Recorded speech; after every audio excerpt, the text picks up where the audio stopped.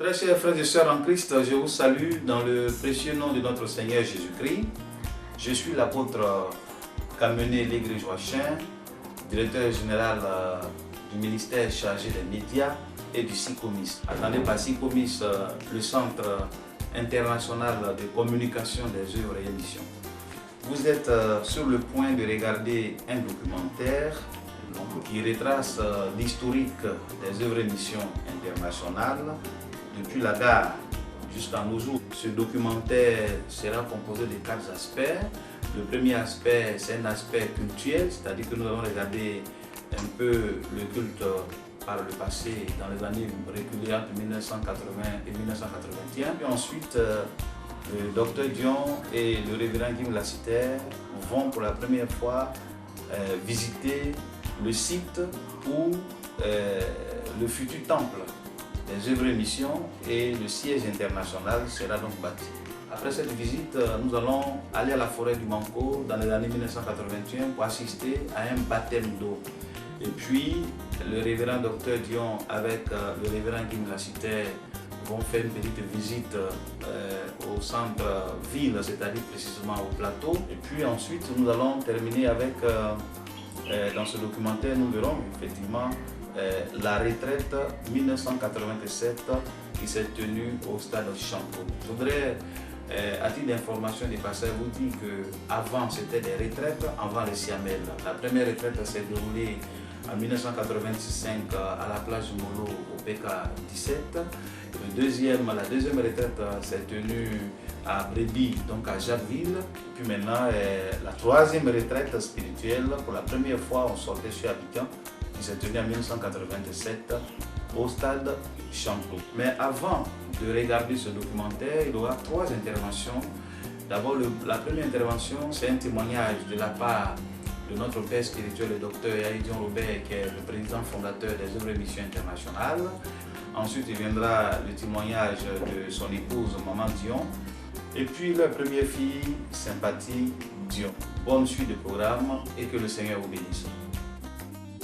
L'histoire de l'église protestante baptiste œuvres et missions est étroitement liée à celle d'un homme, le révérend docteur Dion Robert, que nous avons rencontré. Merci révérend de nous recevoir chez vous. Alors, comment a commencé cette histoire de créer une église, celle de l'église baptiste œuvres et missions? Merci pour ce documentaire sur l'église protestante baptiste œuvres et missions. Vous savez que nous sommes à l'heure où nous réalisons cette interview, nous sommes dans l'année 37. C'est l'âge que l'église baptiste œuvres et missions a aujourd'hui, 37 ans. Nous sommes donc à notre 37e anniversaire. L'église a démarré en 1975. Le 9 septembre 1975, on a fait l'ouverture officielle de cette église à la gare. À la gare, c'est le quartier, l'un des quartiers de Yopougon, l'entrée de la ville de Yopougon, dans la grande cité d'Abidjan. Et comment a commencé l'histoire? C'est l'histoire d'une vocation. J'ai accepté le Seigneur en 1969 à Dakar et j'ai été évangélisé par Cissé Al-Khali, qui est mon père spirituel de la mission baptiste du Sud des États-Unis, qui dirigeait la bibliothèque d'étudiants à Dakar au compte de l'église ou plus précisément au compte de la mission baptiste du Sud des États-Unis. C'est qu'en anglais on dit Southern Baptist. C'est donc là que j'ai accepté Jésus. Et donc j'étais laïque à ce moment, j'avais ma fonction, mon travail, et j'étais donc laïque. Et je travaillais et j'ai demandé donc au missionnaire Darnell, l'un des missionnaires s'appelait Darnell. Darnell, donc je suis allé à la mission baptiste à Makori, j'ai dit bon, je voudrais moi aussi commencer une œuvre sous les auspices de la mission. Envoyez-moi comme missionnaire africain, formez-moi et que vous m'envoyez comme missionnaire africain. Alors, ils ont accédé à ma demande et le Saint-Esprit ne cessait vraiment de me consumer, de me brûler, parce que j'avais reçu dans mon cœur le baptême de feu. Dieu m'avait baptisé du Saint-Esprit, donc j'avais une telle compassion des âmes et que je ne pouvais pas résister à la voix de Dieu. Donc à cette époque, j'étais membre de l'église baptiste d'Aboboga et en tant que membre, je pouvais pas, je suis membre, je n'étais pas le dirigeant de l'église, donc je ne pouvais pas avoir certaines initiatives comme ça. Donc il fallait que je me soumette. Mais moi-même, j'étais en train d'être brûlé dans mon cœur, d'avoir une œuvre que je dois diriger pour que la vision que Dieu a donnée puisse s'accomplir. Donc j'ai vu la mission baptiste et les missionnaires se sont concertés. Darnell, Roy Van Diver, Pinkson, tout ça sont des missionnaires, tout cela étaient des missionnaires baptistes qui exerçaient avec tant d'autres leurs fonctions missionnaires ici en Côte d'Ivoire, avec pour base Makori qui était la base de la mission baptiste du Sud en Côte d'Ivoire. Donc ils ont accédé à ma demande et donc nous avons cherché un lieu et on a identifié que Yopougon serait un quartier important. Et donc ils ont accepté de m'envoyer ici et en ce moment-là, nous étions déjà en 1900, nous étions en 1975 déjà et nous sommes venus là et la Sogefia, qui est la grande société de construction immobilière, était en train de bâtir Yopougon avec l'autre société qu'on appelle la Sikoji. Donc nous avons vu la fondation deux fondations, hein, la place qu'on appelle aujourd'hui la place Figayo, les maisons qui étaient à côté, on a choisi une, mais on a choisi une autre aussi, juste à la gare, en face de la station Texaco. Nous sommes allés là et nous avons désigné la fondation de deux bâtiments. C'était le logement 1042 et 1043. Et nous sommes allés voir la Sogefia. À cette époque-là, c'était le frère Simon Nanduy. Il est un chrétien très affermi de l'église méthodiste. Nous l'avons vu et il a dit, comme c'est pour le Seigneur et que le quartier était en train d'être développé, voilà, j'accède à votre demande. Donc ils nous ont attribué donc les deux logements et c'est là que plus tard, hein, en tant que laïc, parce que je faisais mon travail, mais je voulais que la mission m'utilise en tant que laïc. En 1975, nous sommes venus dans le quartier et nous avons loué le bâtiment et nous avons fait une petite modification avec une salle à l'intérieur. On a recouvert le préau, hein, on a recouvert avec le missionnaire Pinkson, Daniel, tout est recouvert. Et ils ont mis les bancs. Et j'ai déménagé d'Aboboga à Yopougon avec mon épouse. En ce moment, on avait la première fille qui était Sympathie. Sympathie était... on était trois. Donc, j'ai déménagé avec ma petite famille à Yopougon dans ce bâtiment. Et dans le salon, on a commencé l'église comme une église de maison. On a commencé là.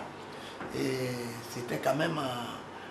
Yopougon était encore la brousse, hein, les quartiers n'étaient pas développés comme aujourd'hui. Et donc nous avons commencé là, et par la grâce de Dieu, et l'ouverture officielle de cette église a eu lieu le 9 septembre 1975. Bon, j'ai commencé le travail, le missionnaire a mis le banc, il a dit, mais tu veux servir Dieu, voici les bancs, il faut les remplir. Et puis il est parti. Et il m'a promis que, bon, on va te former sur le plan théologique. Donc, j'étais parmi les étudiants qui étaient formés par la théologie décentralisée.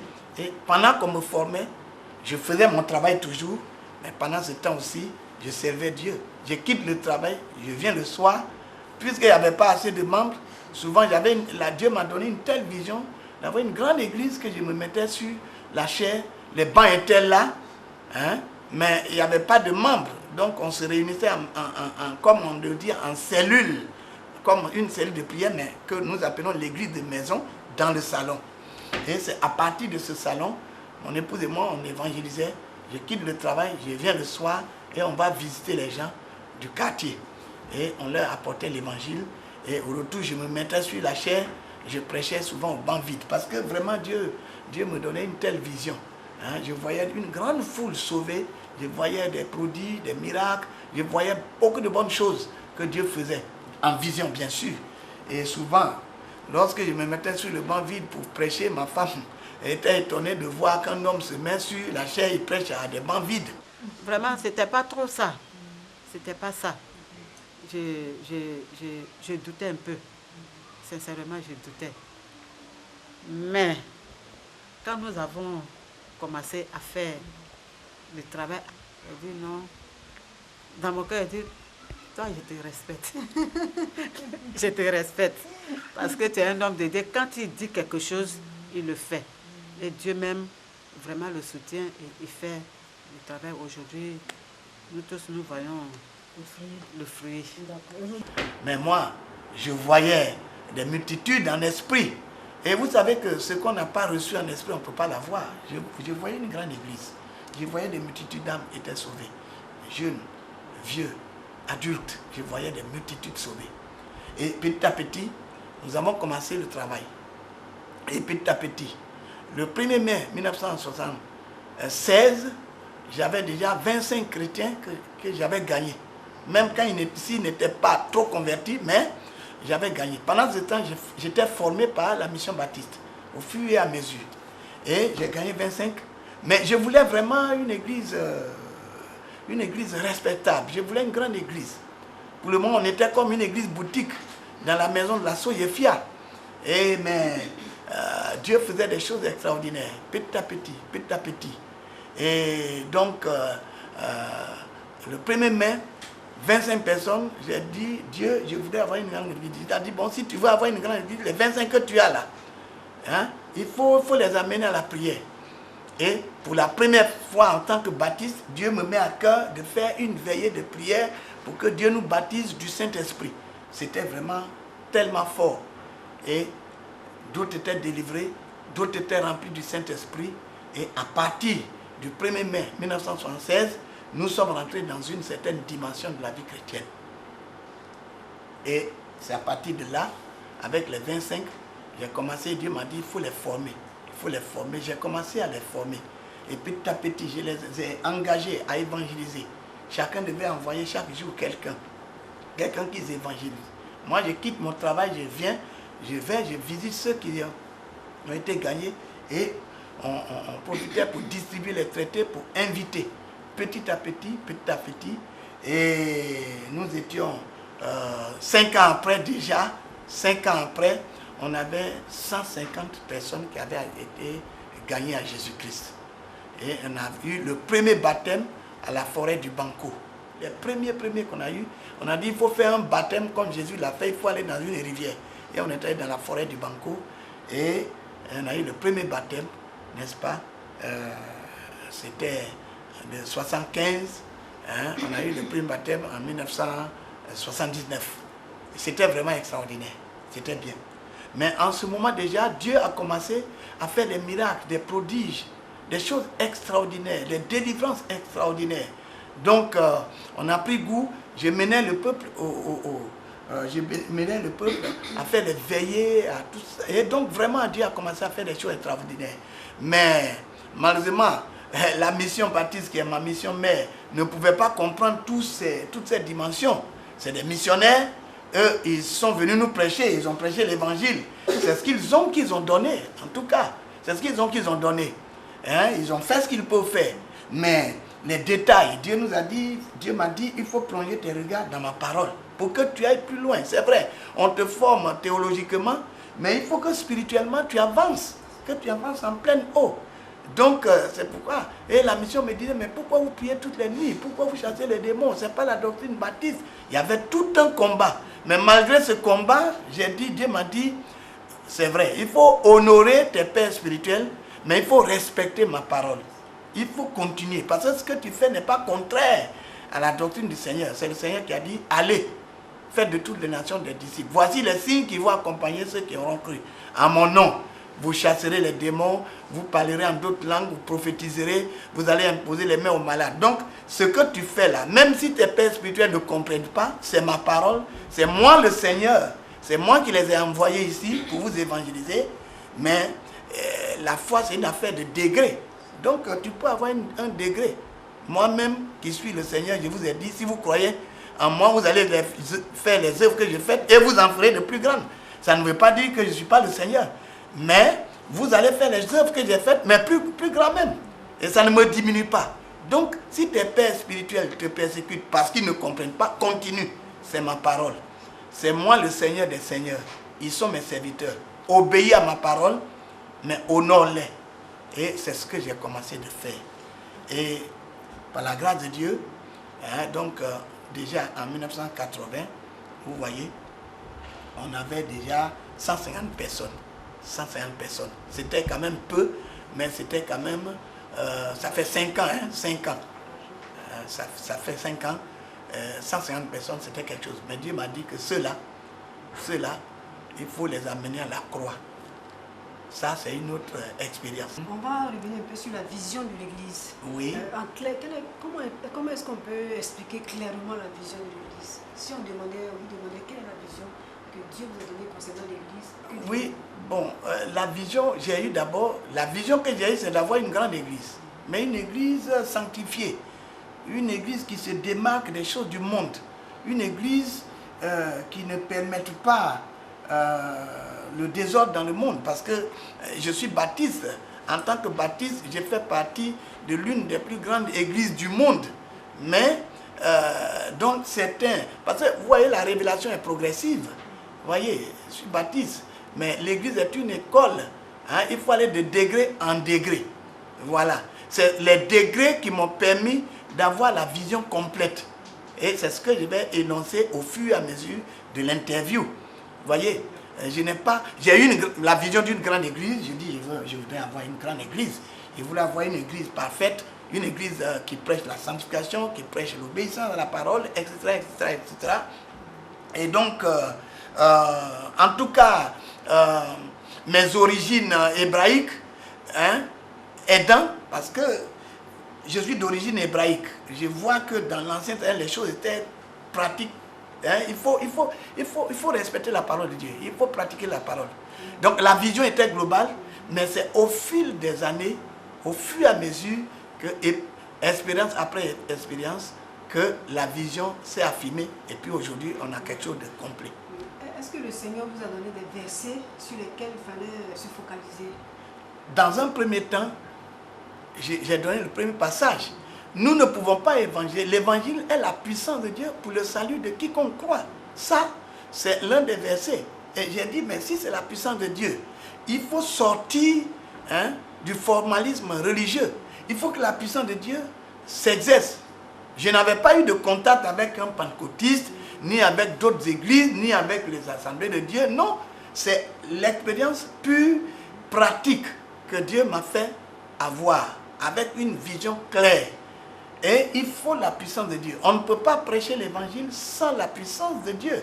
Donc c'est cette puissance-là. Et le premier passage, Dieu m'a dit, regarde, je vous ai dit, allez faire des nations et baptisez-les. C'est vrai. Ça, c'est une autre vision. Dieu m'a dit, il faut faire des disciples. Ça, je viendrai dessus tout à l'heure. À 150 personnes, Dieu dit, il faut faire des disciples. Mais avant ça, Dieu dit, il faut la puissance. Il faut ma puissance. C'est pourquoi, me basant sur Marc, et me basant sur Matthieu 28, sur Marc 16, etc., vous voyez, j'ai vu dans la Bible, et en lisant la Bible, en lisant les actes des apôtres, j'ai vu vraiment que les premiers chrétiens, la première église était marquée de puissance. Il y avait des miracles, des prodiges, il y avait beaucoup de choses. Donc, ça m'a vraiment fortifié. Et je me suis mis aussi à imiter. Comme l'apôtre Paul dit, soyez mes imitateurs comme je suis de Christ. Moi, je dis, je vais imiter Christ aussi. S'il m'a dit, il faut imposer les mains aux malades, j'impose les mains aux malades. Il m'a dit, chasse les démons, je le fais. Si ça réussit, c'est ça. Si ça ne réussit pas, c'est son affaire. Je n'étais pas trop expérimenté, mais on a essayé. Et quand on a essayé, il m'a dit, tu vois, pour que les disciples aient la puissance, il a fallu qu'ils soient ensemble dans la chambre haute. Toi aussi, rassemble les 25 que tu as là dans la chambre haute pour que je vous baptise de feu. Et c'est ce que j'ai essayé de faire. Moi, je n'ai fait qu'obéir pratiquement sans chercher à savoir si ça marcherait ou non. Mais chaque fois que je respecte ce que le Seigneur me dit dans le cœur, que le Saint-Esprit me dit, alors je vois que ça marche. Ça marche. C'est donc comme ça que petit à petit, je suis rentré dans l'eau profonde de la parole, dans l'eau profonde de l'esprit, dans la plénitude de l'esprit, et j'ai entraîné ceux qui étaient avec moi dans cette plénitude.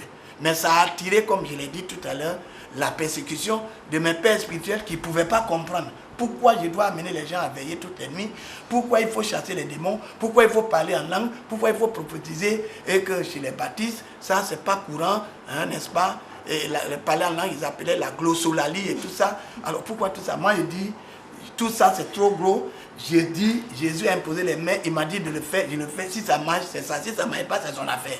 Donc voilà un peu, simplement, j'ai commencé à pratiquer la parole. Et simplement, il m'a montré une vision d'une grande église. Et je voulais atteindre cela. Mais pour atteindre une grande église, il me dit, il faut commencer par la puissance. C'est pourquoi j'ai entraîné le peu que j'avais là, dans la puissance. Et en 5 ans, on avait 150 membres.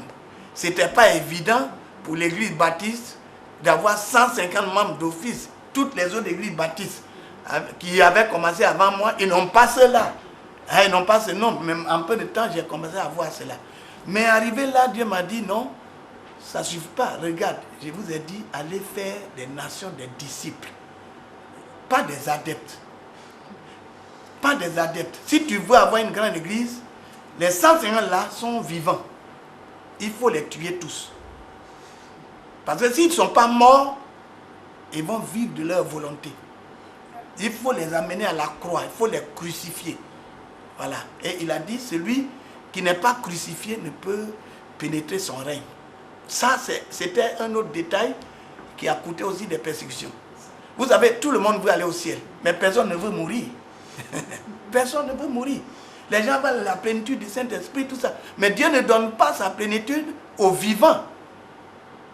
C'est celui qui est mort à lui, hein, qui est mort, qui est crucifié là, qui est à la merci de Dieu. Vous voyez, la croix, c'est quoi? C'est pas le morceau de bois.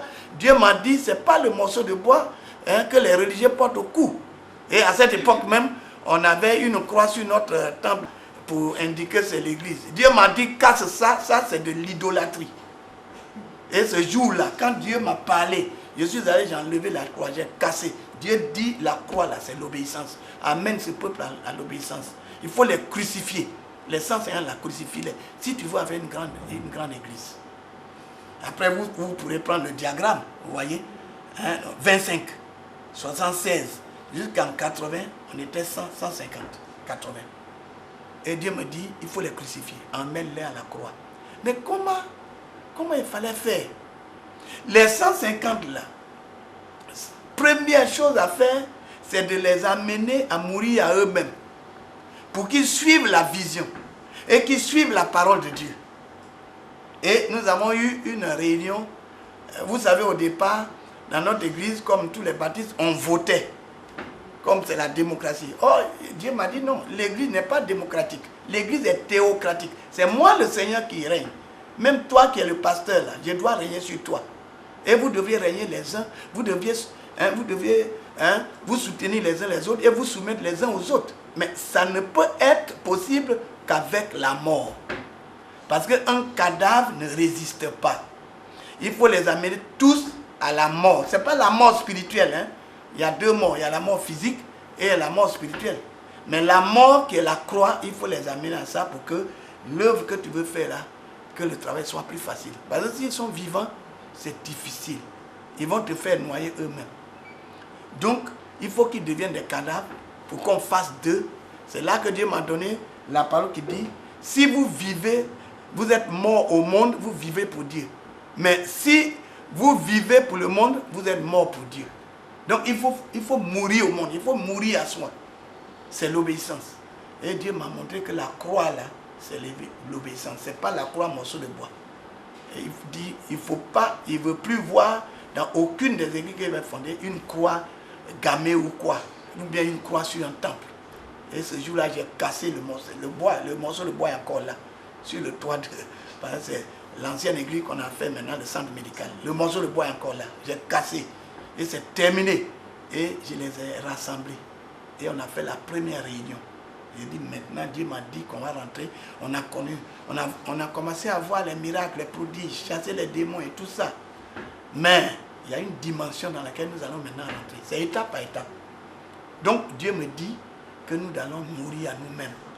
Il faut mourir. Et il a dit, si le grain qu'on sème ne meurt, il reste seul. S'il meurt, il porte beaucoup de fruits. Est-ce que nous voulons porter beaucoup de fruits? Ils ont dit oui. Et il a dit, bon, on doit mourir. Mourir à la religion, mourir à nos traditions, mourir au principe du monde, mourir au mode, mourir à tout. Il faut être un cadavre pour Dieu. Parce que le cadavre, quand on l'enterre, il ne se plaint pas. Voilà. Ce n'est pas lui qui indique son cercueil. Et si le cercueil est court et que lui, il est grand, on casse ses pieds, il ne se plaint pas. Pourquoi vous avez cassé mes pieds? Voilà. Le cadavre est couché là. On prend sa femme, on donne à quelqu'un, il ne se plaint pas. Il ne peut pas dire pourquoi vous allez donner ma femme à Jean-Paul. Jean-Paul n'était pas d'accord quand il était vivant au milieu de vous. Pourquoi vous donnez ma plantation à celui-là? Le cadavre ne s'occupe pas des choses du monde. Le cadavre, celui qui est mort, il est préoccupé de l'éternité. Donc amène les 150 que tu as là à se préoccuper des choses du ciel, à s'affectionner aux choses d'en haut. Il ne faut pas qu'il s'affectionne aux choses d'en bas. Donc, qu'est-ce qu'il faut faire? Première rencontre. Je leur ai dit, on va aller dans une dimension. Et vraiment, c'était difficile. Comme je vous l'ai dit, beaucoup veulent aller au ciel, mais personne ne veut mourir. Beaucoup veulent avoir la plénitude du Saint-Esprit, mais ils veulent être toujours attachés au monde. Or, Dieu ne partage pas sa gloire avec le monde.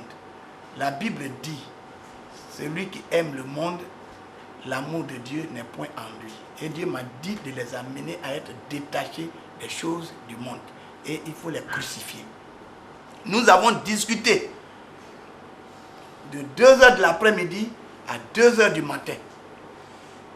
Et l'église, les 150 étaient divisés en deux.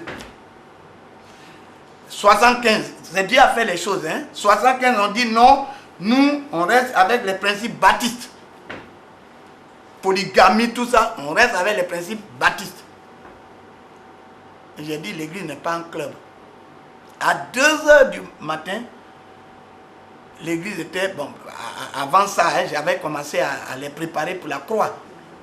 À les préparer. Mais il y avait déjà beaucoup de dissensions. Il dit, la manière dont le pasteur nous envoie maintenant là, oh, c'est la loi, c'est trop de règles, mais les règles ont commencé au jardin d'Éden. C'est parce qu'on n'a pas respecté les règles que la mort est là. Alors, si nous voulons mourir spirituellement, dans ce cas-là, on ne respecte pas les règles. La parole de Dieu, c'est les règles, c'est la loi de Dieu. Et c'était déjà ça. Et donc, ceux qui, dans l'assemblée déjà, étaient pour ne pas suivre la vision que Dieu m'a donnée et rentrer dans le détail, dans la nouvelle coudée, alors ceux-là, à 2h du matin, ils discutaient. D'autres disent, on va accepter remariage dans l'église. D'autres disent c'est comme ça, d'autres disent c'est comme ça. Et j'ai pris la parole et dit, écoutez, l'église n'est pas un club où on a le Seigneur, où on ne l'a pas. On ne l'a pas. Où on est chrétien, où on ne l'a pas. Tous ceux qui veulent rester dans la tradition baptiste, dans la tradition religieuse, mettez-vous d'un côté. Et ceux qui veulent suivre ce que Dieu me dit de faire là, mettez-vous d'un côté. L'église était divisée en deux. Vous voyez, une église qui ne paie pas de membres, ce n'est pas une bonne église. Voilà.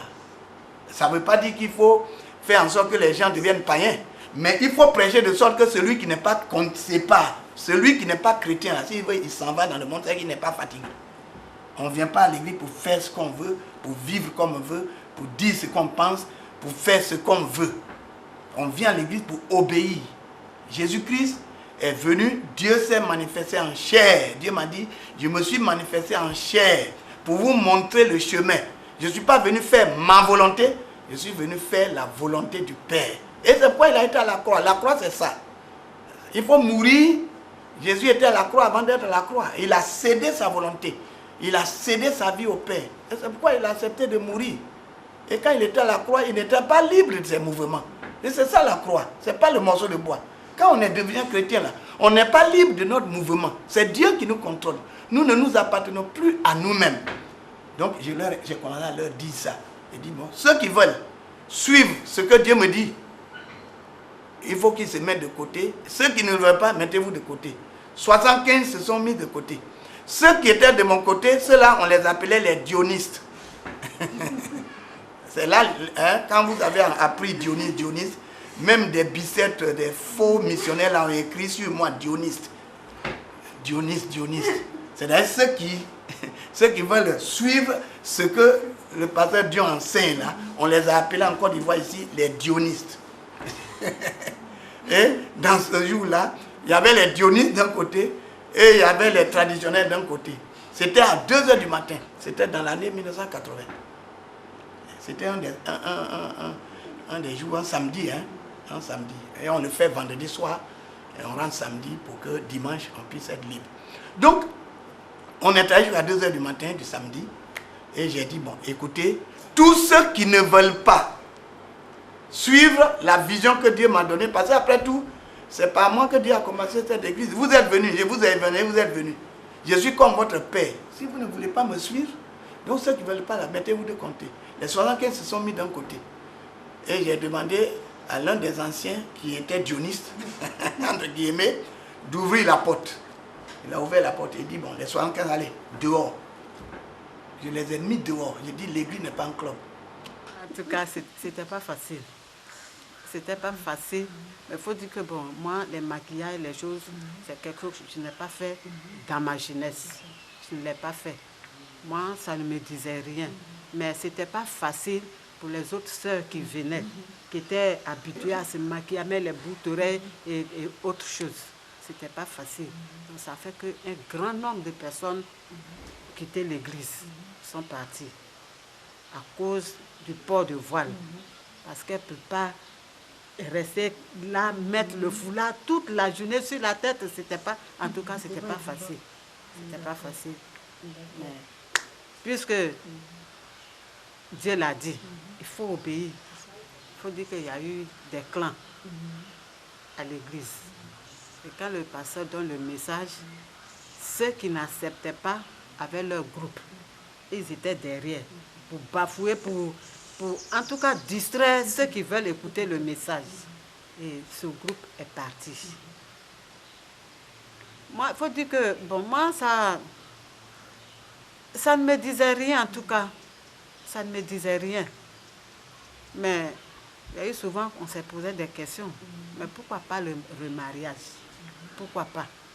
Mais c'est quand le serviteur de Dieu a commencé à prêcher, à éclaircir la parole de Dieu, que nous aussi on a compris que le remariage, ce n'est pas une bonne chose. Tu le fais, tu es dans le péché, tu commets l'adultère. Dites-nous, quand toute petite que vous étiez, vous voyez les grands gesticuler, ça vous faisait quoi? Moi, ça me faisait rire. Ça me faisait rire parce que je me disais, mais écoutez, comment des grandes personnes comme ça peuvent se chamailler? Je ne sais pas pourquoi. Pourquoi? Donc, le remariage a fait que beaucoup sont partis. Après la construction du temple, quand papa a parlé à faire des temples, on va construire le temple, beaucoup sont partis. Beaucoup n'y croyaient pas. Beaucoup sont partis. Vous dites, quel temple? On n'a même pas l'argent, mais lui, il parle à faire des temples. Donc ça, là, cette histoire des temples a fait que beaucoup sont partis. Donc il y avait beaucoup quand même de difficultés. Étant petite, bon, c'est ce que il y a eu beaucoup, mais c'est ce que j'ai pu retenir quand même. Racontez une scène qui vous avez gardé en souvenir. Il y a une scène que je ne vais pas oublier. Oui, ils se sont battus dans le bureau de papa. À cause du remariage. Ils se sont battus même. Battus même. Parce que les grands peuvent témoigner. Ils se sont vraiment battus. Qui a gagné? Bon, là, je ne sais pas. Donc, ils se sont battus, ils sont partis. Mais par la grâce de Dieu, je me dis, quand Dieu t'a choisi, effectivement, pour une œuvre, quelles que soient les épreuves, quelles que soient les tribulations, le Seigneur m'aide depuis que tu arrives à réaliser ce que tu as désiré. Ils sont allés, bon, je ne sais pas, ils ont fait une église qu'ils ont appelée Nouvelle Espérance ou quelque chose comme ça. Bon, je ne sais pas où ça se trouve aujourd'hui. Donc, c'est avec les 75 là. C'est ceux-là qui ont accepté de mourir à eux. C'est sur eux, les 75, des 150, 75, je les ai perdus en une nuit. Ceux qui sont restés là, c'est cette époque-là que Guéjac que j'avais commencé à former, il était notre évangéliste. Et on a mis un programme qu'on appelle Heure de la décision, comme Billy Graham le fait, Heure de la décision. Et on a commencé à prêcher. Les 75 là, c'est avec eux, en 1980, puisqu'ils ont accepté de mourir, que j'ai commencé à les former comme disciples. Et on a mis Heure de la décision. Et vraiment, on a fait le programme. Et comme vous le voyez, hein, la croissance a commencé. Et on a commencé à faire les retraites spirituelles à Azito, deuxième retraite au kilomètre 17 à la plage Moulo, troisième retraite, il y avait 9000 personnes à Abrebi, en brousse. Et après, à partir de là, la croissance a commencé à se faire voir. Et on a dit, bon, 9000 personnes en brousse, c'est trop. C'était vraiment c'était une des plus grandes retraites où l'État a mis à notre disposition les pompiers, la SOTRA a mis à notre disposition 90 bus. On a transporté les gens, on a tué combien de bœufs on a tué pour nourrir les gens, ceux qui sont venus à Abrebi. On a tué plus de combien de bœufs, 50 bœufs, et on a nourri, on a commencé à faire ces retraites. Et on est venu maintenant, on a commencé les retraites maintenant au stade Champrou, hein, puisque la brousse ne pouvait plus nous retenir. Pendant ce temps, la croissance se faisait. Pendant ce temps, la puissance de Dieu se manifestait. Et on a commencé, ce qu'on appelle aujourd'hui Siamel, c'est comme ça on a commencé. Mais comment ça a commencé? Ce que j'avais déjà, on a commencé, j'ai mis mercredi l'enseignement biblique. Avec l'enseignement biblique, je disciplinais. Parce que Dieu m'a dit, il faut discipliner, il faut les crucifier. J'ai dit, Seigneur, comment il faut crucifier? Il dit, il faut enseigner la parole. Ne leur enseignez plus les choses verbales. Jésus est né à Nazareth. Tout le monde connaît ça. Hein? Le diable même est au courant de Jésus. Il sait que Jésus est fils de Dieu. Christ a été fils de Dieu. Non. Il faut leur enseigner, il faut leur dire ce que je veux qu'ils soient. Touche la vie des gens. Prêche la vie des gens. Sanctifie. Il faut que la parole de sanctification vienne les sanctifier, les circoncire le cœur. Il faut le faire. Ce n'était pas facile. Je croyais qu'en prêchant la vérité de manière crue, que les gens allaient fuir. Que les gens allaient fuir. Vous allez voir la première église où on était à la gare. Finalement, les gens se mettaient en rang. Parce que les hommes aiment la vérité. Le Seigneur dit, prêche la vérité. La vérité va affranchir. Et quand la vérité va t'affranchir, tu seras vraiment libre. Prêche la vérité aux gens. Prêche-leur ce que je veux qu'ils soient. Ce n'était pas vraiment facile. Mais je voyais le fruit. Je voyais le fruit, les gens se mettaient en rang. On a commencé à faire premier culte.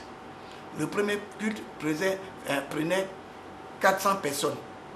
La salle était remplie et puisque c'était mon domicile, hein, finalement, on avait loué, c'était en même temps mon domicile et en même temps lieu de culte. Bon, le hall était, il y avait près de 250 dans le hall, ou 300.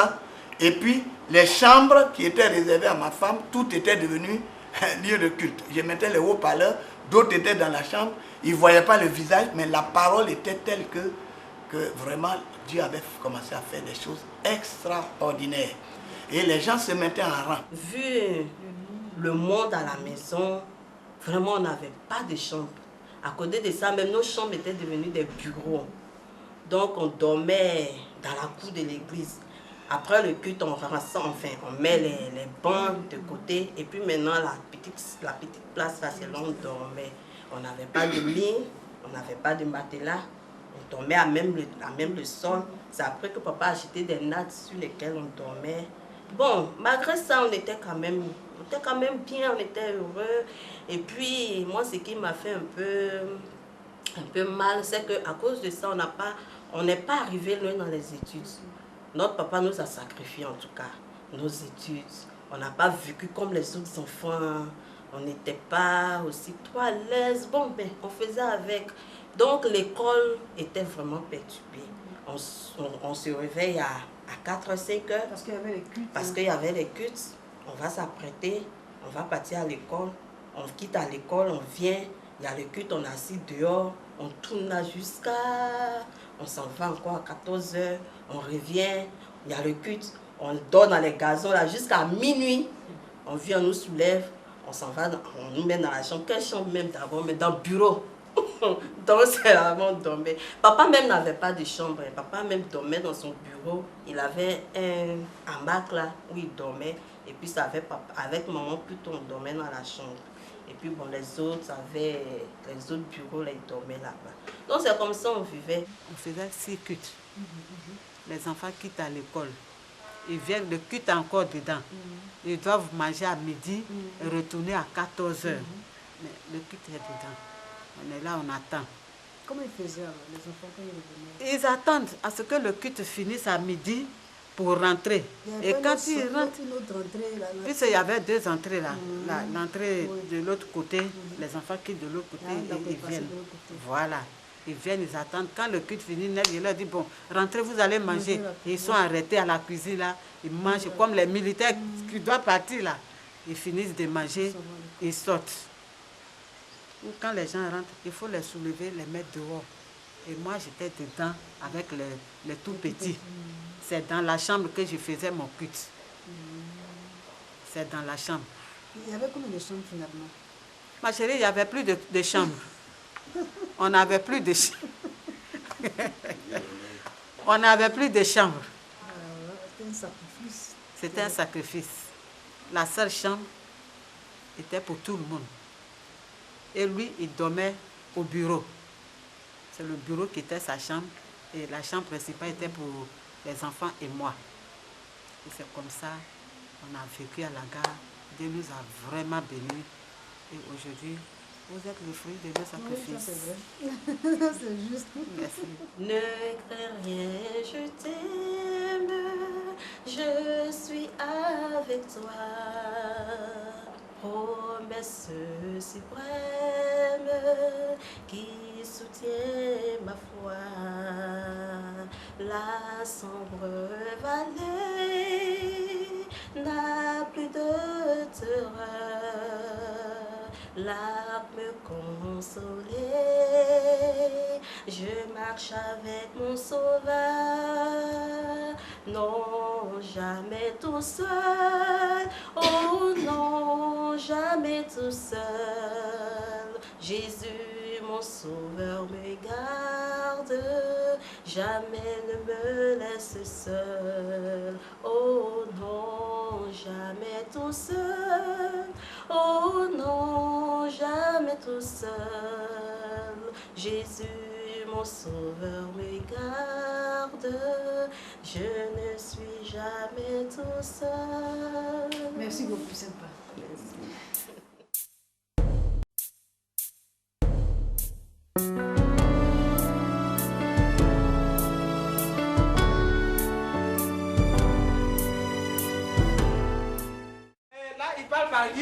Par son fils. Ici, nous voyons l'ex-pasteur Ayetwali Ernest qui était en train de donner donc ce qu'on a appelé aujourd'hui le cours de baptême. À cette époque, c'était l'école de dimanche.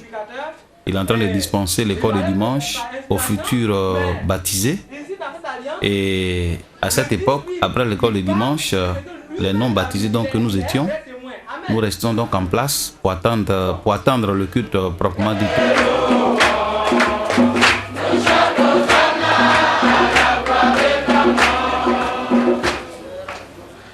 Le culte commence donc, nous avons le dirigeant du culte à cette époque, c'était donc le dirigeant Yao Denis, l'ancien, un bon dirigeant. Et autour de lui, nous voyons le frère Taïlé adossé au mur, qui était à cette époque au niveau des médias. Et nous parcourons un peu donc le culte. Voilà. Nous voyons des frères, des sœurs. Mais je voudrais vous signaler que nous étions à cette époque dans une étape embryonnaire. Nos sœurs portaient donc des boucles d'oreilles, comme vous le constatez. Seulement qu'on portait le voile avant de prier. Et la plupart donc n'étaient pas encore dépouillés, puisque c'était le commencement de l'église. Je vous dis en même temps que là où nous sommes en train de faire le culte était le domicile de notre père spirituel, le docteur Yaïdion Robert. C'était donc 2 maisons jumelées qu'il avait pris à cette époque, en soin qui est vraiment de commencer. et la maison de la Sophia. Donc ces deux maisons contiguës, nous avons donc pris le salon pour faire le culte. Vous constatez avec moi que à cette époque, nous étions tellement nombreux et qu'on rentrait avec des quais par ordre d'arrivée. Vous voyez tellement que le coin était exigu que vous voyez directement le diacre Dieu Paul, derrière lui se trouve le diacre Tia Paul, et dans le bureau exactement du docteur Dion à cette époque. Donc plusieurs étaient dans les chambres. Gloire à Dieu. Amen. Je louerai l'Éternel tant que je vivrai. Je célébrerai mon... Nous sommes en plein culte et là nous voyons le psalmiste Débré Alexandre. Débré Alexandre et Alexandre Débré était donc l'un de nos anciens. À chaque culte, il nous faisait lire un psaume. On l'appelait donc le psalmiste. Et il faut dire qu'à cette époque, vraiment nous étions versés dans les Saintes Écritures. On lit d'abord les psaumes, et puis ensuite nous passons à la parole de Dieu. Nous l'écoutons. L'Éternel redresse ceux qui sont courbés. L'Éternel aime les justes. Ton Dieu au Sion subsiste d'âge en âge. Louez l'Éternel. Alléluia. Amen. Et nous allons maintenant, le dirigeant revient en place, donc il y a Odini, qui est aujourd'hui à l'église de Jérusalem. Et comme le docteur l'avait si bien indiqué, vous savez, par le passé, il joue en même temps la guitare. Donc vous voyez là le docteur Dion dans son ensemble avec sa guitare solo. Et à côté de lui se trouvait donc l'un de nos premiers évangélistes, Do Marcel Do, comme ça on l'appelle souvent. Le docteur Dion était en train donc, il jouait donc la guitare, et puis après la guitare, il passe maintenant à la parole de Dieu, à la prédication. Voilà, il était très jeune, il avait une quarantaine à cette époque. Et là, il en plein culte, donc voilà, accompagné de notre évangéliste Marcel Do, qui joue la guitare basse, et le docteur Dion était donc dans la guitare solo.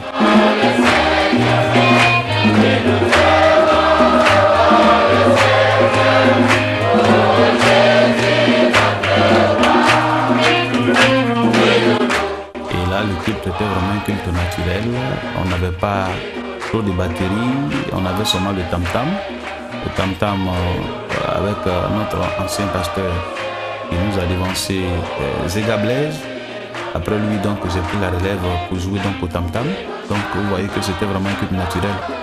Entre d'instruments, le tam-tam, la guitare solo jouée par le docteur Dion et basse jouée par notre évangéliste Do Marcel.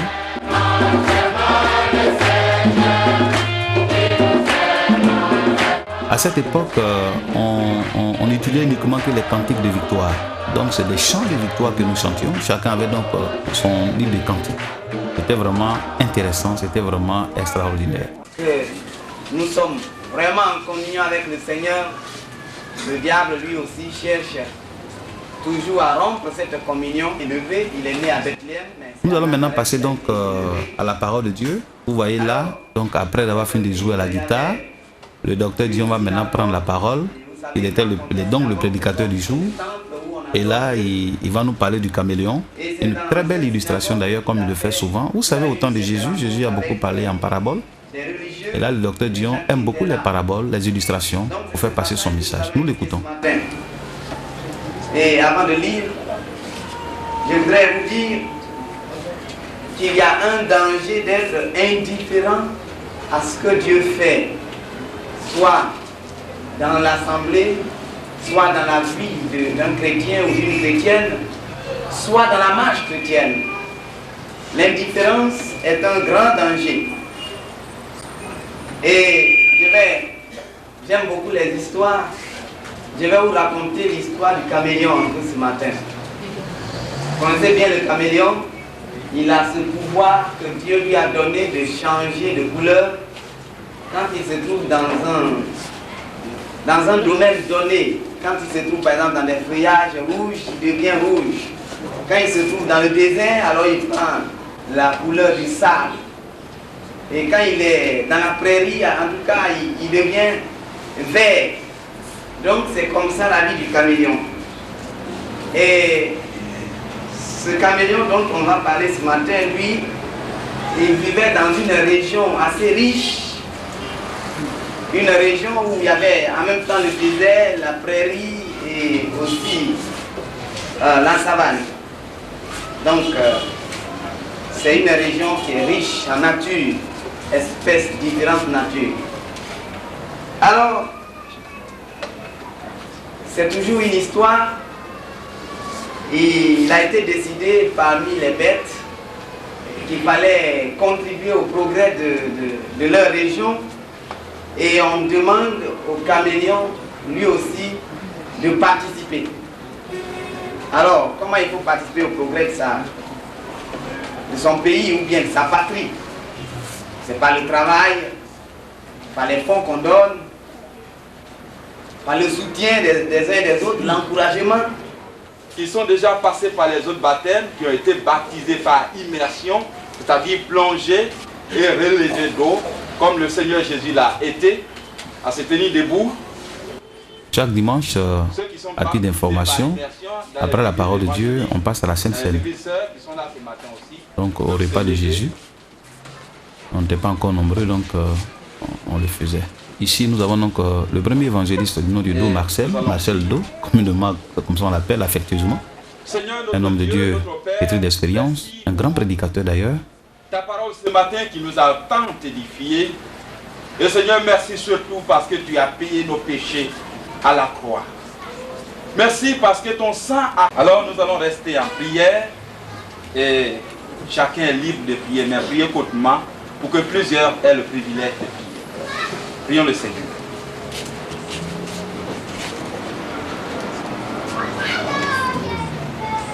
Vous voyez cet homme qui est en lunettes, pour ceux qui le connaissent, c'est le vieux Félix, notre vieux aveugle, il y a longtemps qu'il est avec nous, le vieux Félix. Voilà son fils qui est en blanc, qui est en train de distribuer également le pain.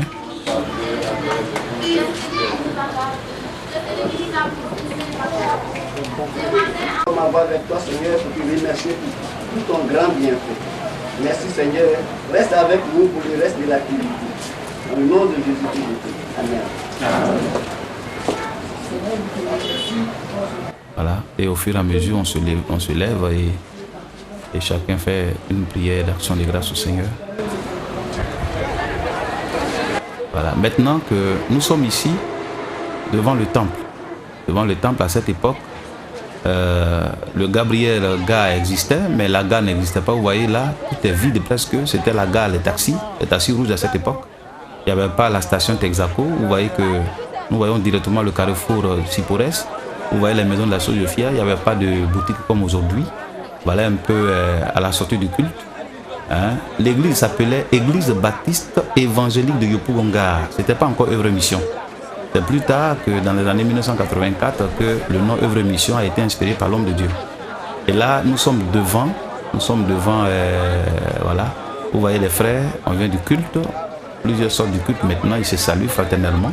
Vous voyez la bâche bleue, c'était cette bâche bleue qu'on avait la première librairie, comme si. La librairie, le vieux Zéga était donc à cette époque celui qui vendait des livres, il était maintenant le colporteur. Voilà Madame Tia Paul Agbadou, elle était très jeune à cette époque. Voilà l'un de nos frères aujourd'hui qui est au guichet unique. Voilà Yohou Célestin, l'ancien, c'est comme ça on l'appelle souvent. Et je vois plus loin là-bas Taïler, ainsi de suite. Voilà que le docteur Dion va, après le culte, va maintenant aller en visite avec le révérend Guim Lassiter sur le futur site de l'église protestante baptiste œuvre mission. Donc le futur siège et le futur temple. Je vous laisse un peu en compagnie du docteur Dion qui parle donc à son hôte, le révérend Guim Lassiter. On est maintenant au carrefour de Sipores. Le grand boulevard, c'est plus court, mais c'est un peu quand même... À cette époque, Yopougon était presque vide, hein, il n'y avait pas assez d'habitants. Voilà le grand boulevard. Nous venons vers le... Nous sommes en train de partir vers Sagiriba. Et voilà, vous voyez, c'était presque la brousse. Ça va passer où?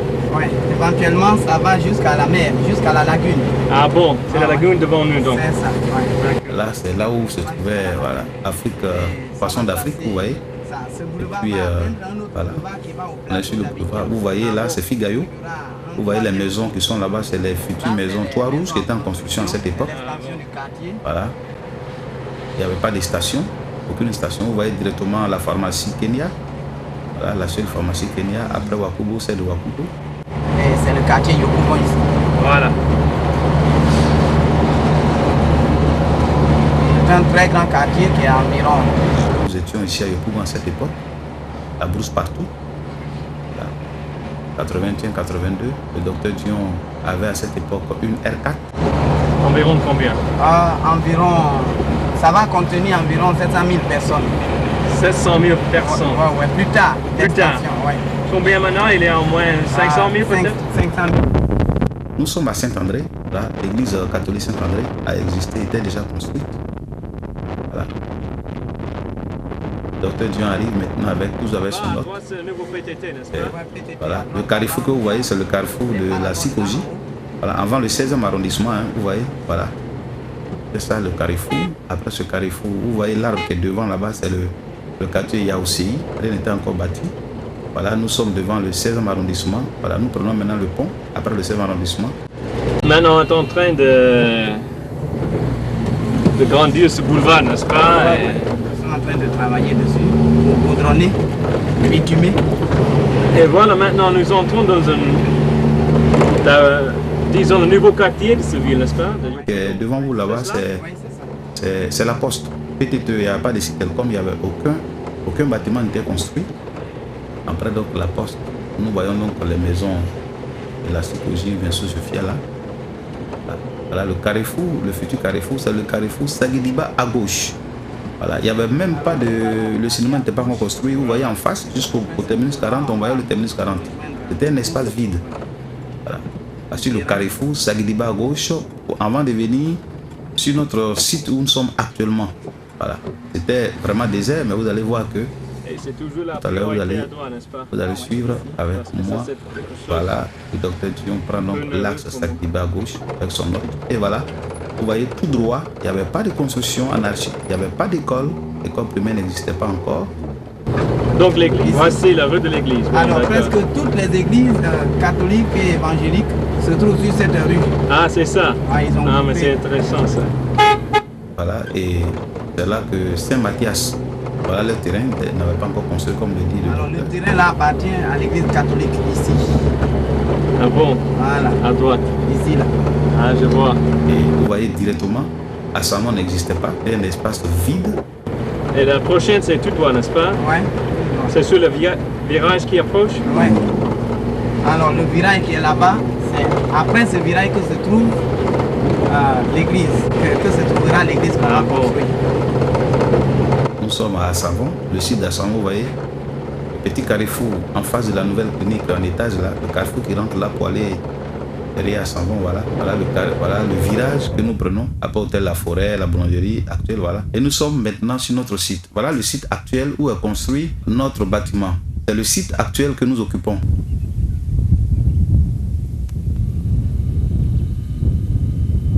Le docteur Dion est en train de dire à Guim Lassiter, c'est ici que nous allons construire. Vous voyez, la R4 est garée. C'était la meilleure voiture à cette époque. Et puis ce qui est intéressant, le docteur Dion va faire des pas. 1, 2, 3, en train de prier. Il est en train de mesurer la longueur et la largeur du temple. Du futur temple, bien entendu, que nous avons boudé nous autres en 84. On lui a dit, mais qu'est-ce qu'on va construire? Voilà. Alors, après donc le site, nous tombons directement à la forêt du Banco. Voilà, nous allons assister maintenant à un baptême qui s'est tenu en mai 1981 à la forêt du Banco.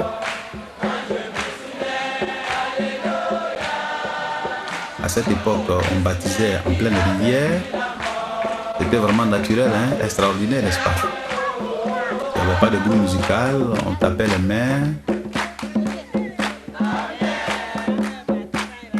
Ah, le plein de diacre Lambert n'est plus avec nous. Il est en train de s'occuper de l'animation. Voilà.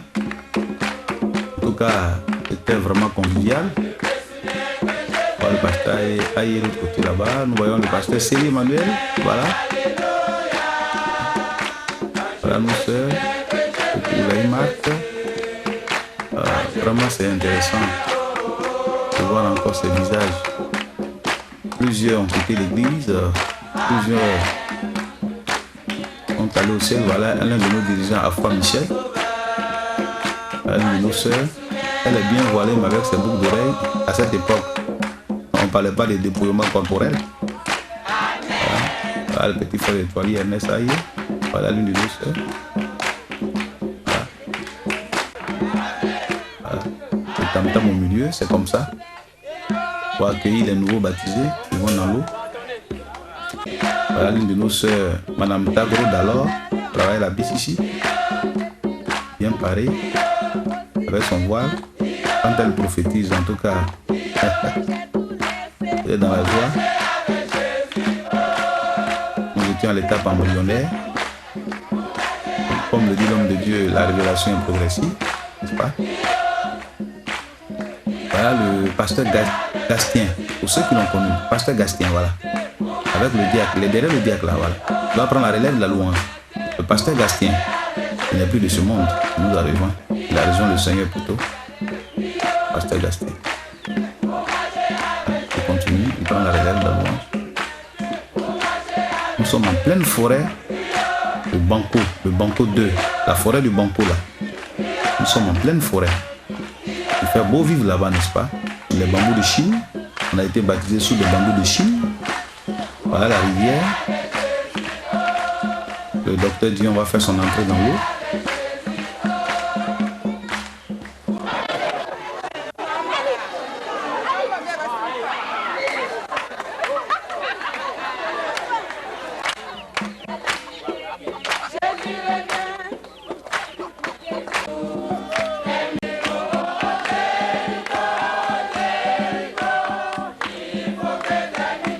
Voilà encore le pasteur Séri Emmanuel avec le pasteur Ernest Toili.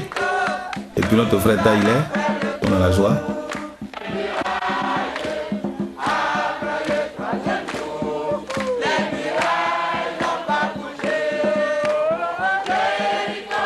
Le docteur Dion va rentrer dans l'eau. Et il est le seul pasteur à cette époque, il était le seul pasteur, c'est lui seul qui a baptisé tout le monde. Aujourd'hui, ce n'est pas le cas. Avec que l'eau va vraiment évoluer. Nous écoutons la prière de l'évangéliste Marcel Do.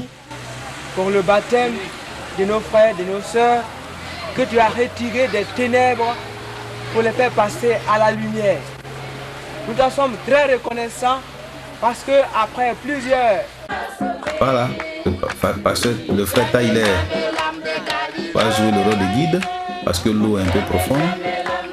Nous verrons donc notre sœur, la sœur Nan-Lucie. Nan-Lucie. Voilà. C'est le premier baptême qui a eu lieu dans la forêt du Banco. Sinon, il y a eu un baptême à l'église baptiste méridionale à Makori. Mais ça, c'est le premier baptême que l'église a organisé pour la première fois. Et là, c'était dans la forêt du Banco. Et la première qui a été baptisée s'appelle Nan-Lucie. Je vous apprends que jusqu'à présent, elle est là. Elle a fait son culte à l'église de Yopougon Centre. Et jusque-là, elle n'est pas encore mariée. Elle aime vraiment le Seigneur. Elle aime le Seigneur. Voilà, on va l'accueillir avec joie. Comme on le fait d'habitude, il y a des accolades. Voilà, vous voyez les sœurs dans la joie.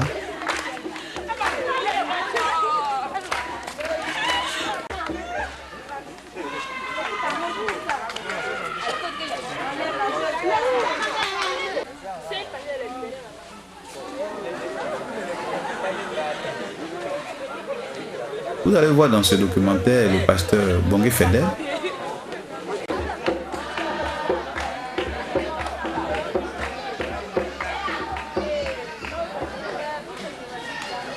Voilà l'un de nos frères, il nous a dévancé, tous.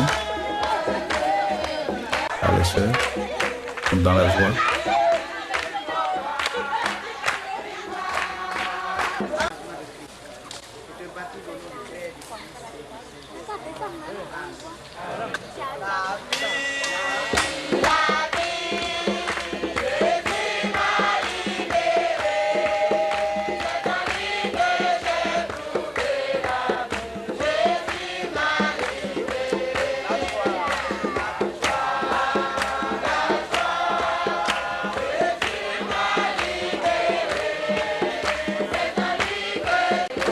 Voilà le pasteur Bongé Fedèbre, très jeune. Hein?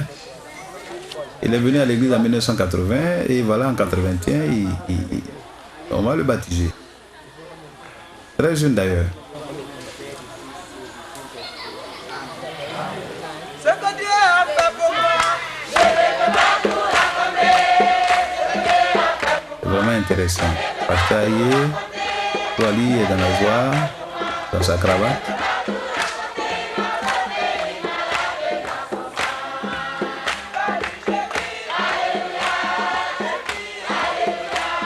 Il y a beaucoup de visages qui vous paraissent un peu étranges, mais c'est l'histoire.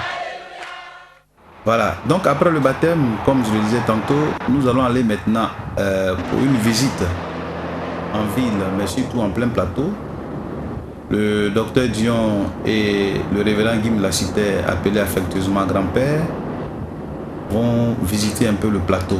Voici un peu la cathédrale, ensuite les tours.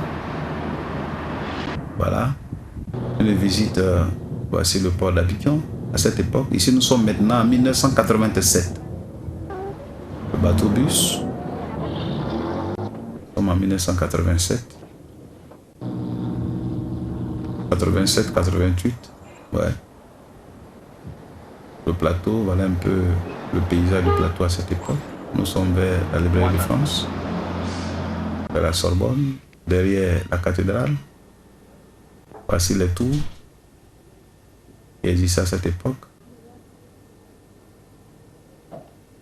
Abidjan n'était pas trop peuplé à cette époque. Voici le stade Félix Faure-Boigny un peu loin.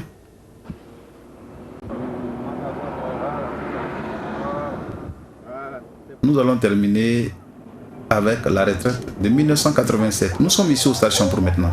Du monde est venu, asiatique, américain, européen. La première retraite à Abidjan a drainé du monde. C'était fantastique. Plus de, je dirais, 50 000. Et l'orateur du jour, c'était le docteur Yaya Robert. Nous l'écoutons. Regardez les ténèbres en Afrique.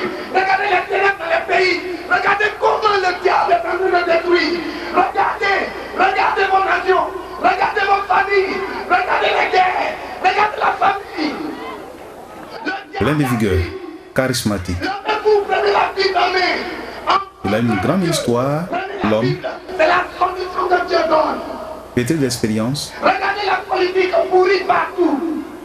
Il était à la fois évangéliste, apôtre. Ça ne vous dit rien? Un message poignant. Cependant, Dieu ne laisse pas sa créature comme ça souffrir. Dieu a tant aimé le monde qu'il a donné son Fils unique, afin que quiconque croit en lui ne périsse point, mais qu'il ait la vie éternelle. Les hommes, les femmes, les jeunes gens avaient besoin d'un tel message, très jeunes d'ailleurs. Tu es là aujourd'hui, théologien, philosophe, féticheur, rhodopicien, franc-maçon, sorcier, homosexuel. Tout ce que nous faisons aujourd'hui, il a fait. Tous les continents étaient présents. L'Amérique, l'Europe, l'Asie, l'Afrique. C'est basé sur Jésus lui-même. C'est une armée qui est venue pour détruire les œuvres des ténèbres et pour étendre le règne de Dieu. Alléluia. À cette époque, on l'appelait Gaius, l'ancien.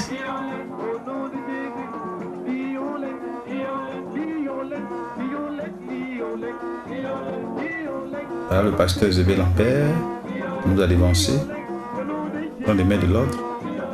Nous passons aux différents cas. Voilà.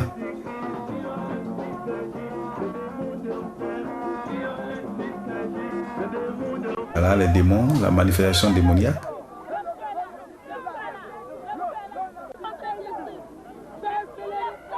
Les démons sortent même par la bouche. Ils détruisent tout sur leur passage. Et le Seigneur est vainqueur. Voilà le pasteur Ando. Voilà, pasteur Ando. Il était un ouvrier très efficace au niveau de la demande de la vie.